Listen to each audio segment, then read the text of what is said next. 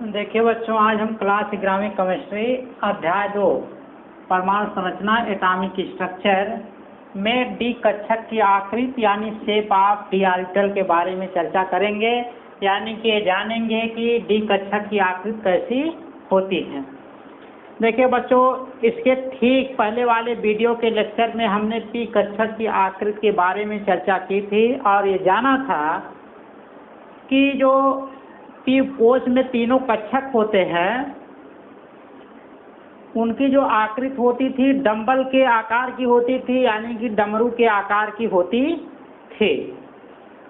और उसमें दो पालियां यानी दो लोब्स होते थे, आकार होता था, इनकी आकृति होती थी, इनका शेप होता था और डंबल के आकार का होता था, यानी कि डमरू के आकार का होता था।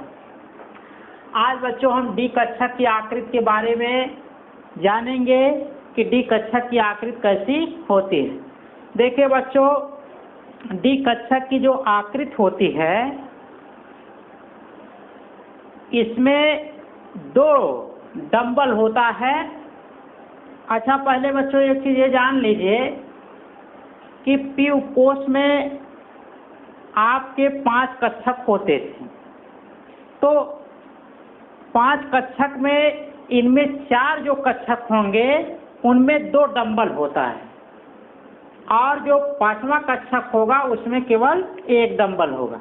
यानी कि जो 4 कक्षक होंगे 2 डंबल, या कह सकते हैं उसमें 4 लोब्स होते हैं, और जो 5वां कक्षक होगा उसमें 1 डंबल या 2 लोब्स होगा।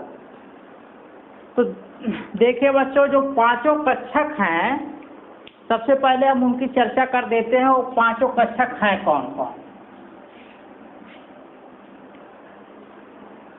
पहला कक्षक होता है हमारा dxy और दूसरा है dyz और जो तीसरा है dxz और जो हमारा चौथा है dx स्क्वायर y स्क्वायर और जो 5वां है dz स्क्वायर। क्या है? dz square. अब देखिए बच्चों, जो dxy dyz dxz है, ये तीनों प्लेन में होते हैं। x अक्ष y अक्ष के या z अक्ष के प्लेन में होंगे। जिस प्लेन में होंगे उनका नाम दिया गया है। ये देखिए, dxy का मतलब xy अक्ष के प्लेन में होंगे, ये yz अक्ष के प्लेन में होंगे, ये xz अक्ष के प्लेन में होंगे।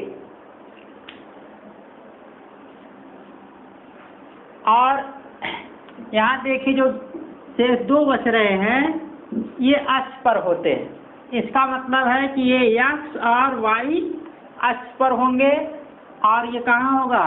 z अक्ष पर होगा।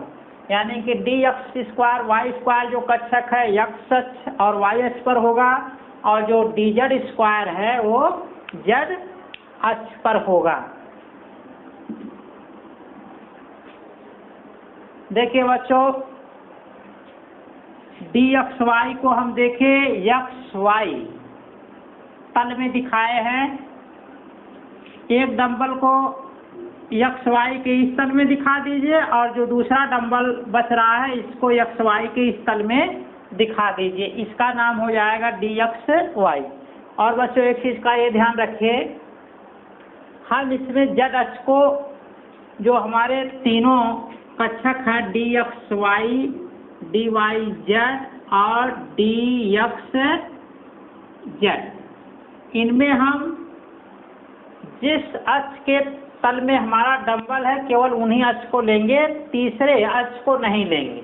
अगर xy है तो इसमें z को छोड़ दे रहे हैं और yz है तो x को छोड़ देंगे, xz है तो इसमें y को छोड़ देंगे, क्योंकि जो डंबल है उसको तल में दिखाएंगे जब, तो उसके साथ साथ दिखाते समय अगर हम तीसरे अक्ष को भी ले लेंगे, क्योंकि तीसरा अक्षर और तीसरा जो हमारा अक्ष होगा वो इसी प्लेन पर होगा, तो हमको डंबल को दर्शाने में, प्रदर्शित करने में कठिनाई आएगी। ये हम समझ नहीं पाएंगे कि वो हमारा डंबल किन अक्षों के बीच है। जैसे मान लीजिए कि अगर हम dxy को दिखाना चाहते हैं, अगर तीनों अक्ष को हम खींच लेते हैं, मान लीजिए x डैश और ये y डैश है। अगर मान लीजिए z अक्ष को भी यहाँ ले लेते हैं, तो अगर अब x y को दिखाना है तो देखिए x y में जब दिखाएंगे या तो इसमें से डंबल निकालेंगे या तो इसमें से जाएगा। तो अगर इसमें से निकालते हैं तो ये तो YZ प्लेन में दिखने लगेगा, और अगर इसमें से निकालेंगे तो XZ वाले प्लेन में दिखने लगेगा। तो कहने का मतलब ये है कि कुछ कठिनाई से बचने के लिए हम जिस अक्ष की ज़रूरत है केवल उन्हीं अक्ष को लेंगे जब हमारा कक्षक प्लेन में दिखाना हो, तल में दिखाना। अगर अक्ष पे दिखाना है तो तीनों अक्ष को खींच लेंगे, कोई दिक्कत नहीं होगी, कोई कठिनाई नहीं होगी, कोई समस्या नहीं होगी, यानी कि समझने में कोई कंफ्यूजन नहीं होगा।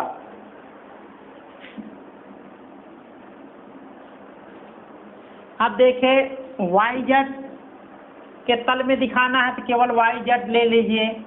देखिए YZ अक्ष को हम ले लिए तो YZ में इसको दिखा दिए दोनों डंबल को। XZ dxz लेना है तो XZ वाला अक्ष ले लीजिए, उनके प्लेन में दोनों डंबल को दिखा दीजिए।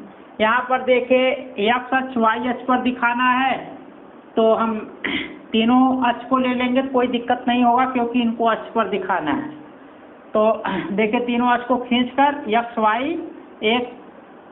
y अक्ष पर हम इनको दर्शाएंगे, एक अक्ष पर एक डंबल को और दूसरे अक्ष पे दूसरे डंबल को, यानी कि एक को x अक्ष पर एक को y अक्ष पर दर्शा देंगे। तो ये हमारा जो कक्षक होगा वो क्या हो जाएगा, dx² y²। उसी तरह अगर हम z अक्ष पर दिखा देंगे तो ये हमारा क्या हो जाएगा, dz² हो जाएगा।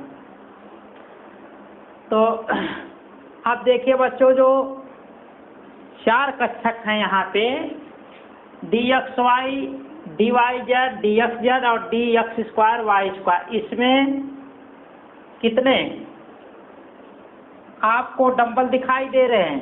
दो डंबल दिखाई दे रहे हैं, चार लोब्स दिखाई दे रहे हैं। ये देखिए लोब्स है, एक लोब्स, दो लोब्स, तीन लोब्स, चार लोब्स है। तो और लेकिन पांचवें देखिए जो कक्षक, पांचवा जो कक्षक हमारा है उसमें केवल एक डंबल या दो लोब्स दिखाई दे रहा है। देखिए बच्चों यहाँ लिखा गया, इनकी आकृति डंबल के सादृश dz² को छोड़कर, यानी कि जो पांचवा कक्षक है dz² को छोड़ देंगे तो उनकी आकृति कैसी है, द्विडंबल की होती है। प्रथम चार, यानी कि ये जो प्रथम चार है यहाँ से यहाँ तक या यहाँ से यहाँ तक, dxy, dyz, dxz एवं dx² y², यानी यहाँ तक में चार पालियाँ लोब्स होते हैं, जबकि dz² में दो पालियाँ होती हैं। जब एक ही डंबल है तो दो पाली होगी। अब आगे दिख रहे हैं dxy, dyz व dxz, यानी कि ये तीनों जो हैं की पालियां संगत अक्षों के मध्य स्थित होती है, यानी कि जो अक्ष इसमें ले रहे हैं तो यानी कि वो बता रहे हैं कि इसी अक्ष के संगत जो है पालियां, यानी कि जो अक्ष लेंगे उसके संगत अक्ष के तल में ये स्थित होती है। यानी कि ये बताता है कि xy अक्ष के तल में ये x, y, yz और xz जो अक्ष है उनके तल में हमारे डंबल होंगे, मध्य स्थित होते हैं। जबकि dx² y² x एवं y अक्षों पर स्थित होती है। यानी कि जो चौथा है एक डंबल x पर होगा, एक y अक्ष पर होगा, dz² z अक्ष पर होगा। इसमें देखिए एक ही डंबल है और वो कहाँ है, z पर है, इसलिए दिखाएंगे z अक्ष पर स्थित होता है। एवं इनकी आकृति शिशु चूषक, बेबी सूथर के समान होती है। किसकी, dz² जो कक्षक होती है उसकी आकृति शिशु चूषक, यानी कि जो बच्चे चूसते हैं उसके आकृति के समान होती है, यानी कि बेबी सूथर के समान होती है। एक चीज़ बच्चों ये आप ध्यान रखिए कि अक्सर ये प्रतियोगी परीक्षाओं में पूछा जाता है कि जो डी के 5 कक्षक हैं उनमें से किसकी आकृति बेबी चूषक या शिशु चूषक या बेबी सूथर के समान होती है। तो उसमें हम बताएंगे कि डीजेड स्क्वायर जो कक्षक है उसकी आकृति शिशु चूषक या बेबी सूथर के समान होती है। यहाँ हम नोट में लिख दे रहे हैं, ये प्रतियोगी परीक्षा में अक्सर पूछा जाता है। डीजेड स्क्वायर कक्षक की आकृति शिशु चूषक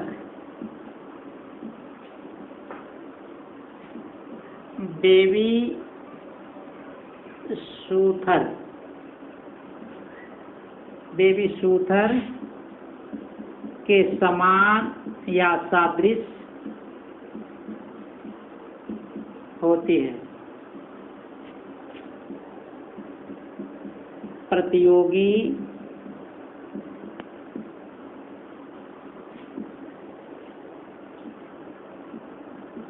परीक्षाओं